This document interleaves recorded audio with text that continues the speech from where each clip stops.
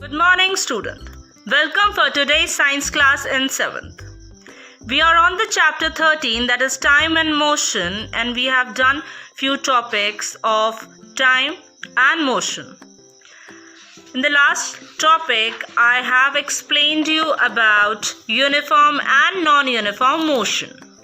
Uniform motions are that kind of motions which are along a straight line path, and they are said to be uniform motion if its speeds remain constant.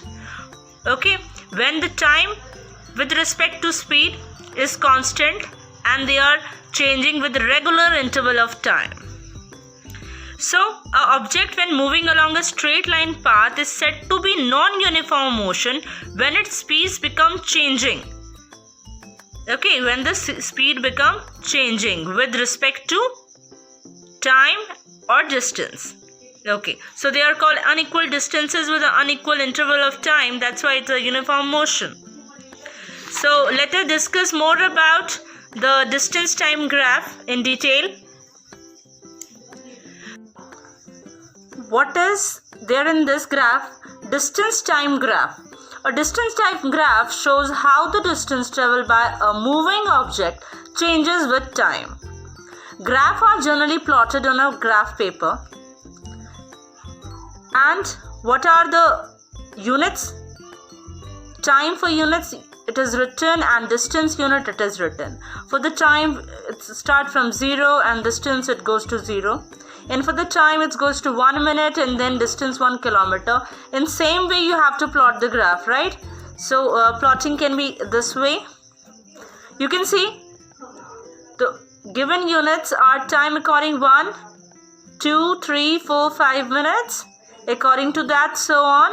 And the distance is starting from 0, 1 kilometer, 2, 3, 4, 5, so on. So this way you have to put these values, right? We have to draw this graph. I'll tell you again, beta. Draw coordinates of 0 to x-axis. Okay, and we have to draw horizontal axis OX, that is x coordinate means x-axis, and similarly the vertical line, that is OY, is called the y-axis. The point of interaction of OX and OY is O, and the quantity which is made to vary at our will is called independent variables, and the other which is varies on a result of change is called dependent variable. So in this case, time is an independent quantity. This time is an independent quantity that is along x-axis, and we can just put the values which is given in the box. And now on the y-axis you can also put all the values that is given over here. After that we will meet these coordinates, the point where it is meeting, that should be placed. So we should choose the suitable scales which represent the large values of time and distance conveniently on the small graph paper. For the motion of the car scales, so time is 1 minute, that can be equal to 1 centimeter. On the x-axis what we are taking here, we are taking now. Distance 1 kilometer, we can take 1 centimeter, or 1 big square we can take it. Mark the values of the time and the distance on the respective axis according to the scale we have chosen. Like 1 centimeter and 1 centimeter column we have taken it, according to that we have to mark it. Now mark value of for the time and distance and the respective axis according to the scale we have chosen. So mark 1 minute, 2 minute on x-axis on from the O origin, and to 1 kilometers, 2 kilometers on the y-axis from the origin 0. O I said. Observation recorded at this table, whereas the time 0 minute and the distance covered is also 0. And the point corresponding to the set of the values on the graph will therefore be the origin itself. Okay, after 1 minute the car moved. See here in the graph, after 1 minute, the car moved to the distance of 1. So we are marking at the point A. After 2 minutes, it is covered the distance 2 kilometers. We will mark at B. And at 4, we are marking at C because 3 kilometers the car has traveled. Okay? And every interval we are getting and we are marking this.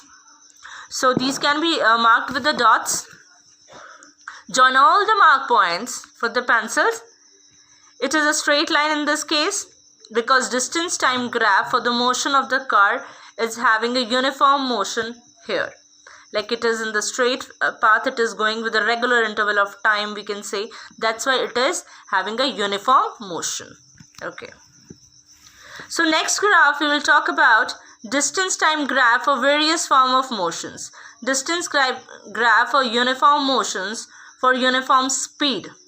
When the distance time graph is a straight line, it indicates that the object is moving at the constant speed. That means uniform motion. And the slope of our distance time graph indicates the speed of the object.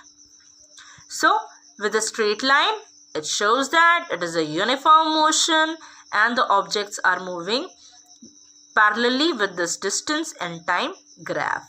You can show this. Okay, because with equal interval of time, equal distance is covered. We have explained in this also. Equal time, equal distance traveled, equal time, equal distance is covered. That's why it's a uniform motion. Okay.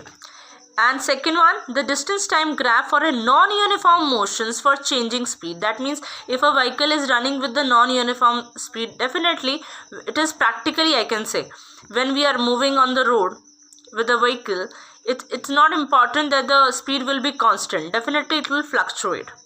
And when the distance time graph is a curved line, it indicates that the object is moving with a non-uniform speed. That's changing speed. You can see over here. Time graph, again put all the values like this, and the distance graph when it is a non-uniform motion, that means equal interval with the equal time, it's not going on. That's why it's a non-uniform motion. A curved line structure is formed. Distance time graph and the object is stationary at rest. Suppose that with the equal interval of time vehicle was standing and not a single distance was covered by that object, then it is at rest.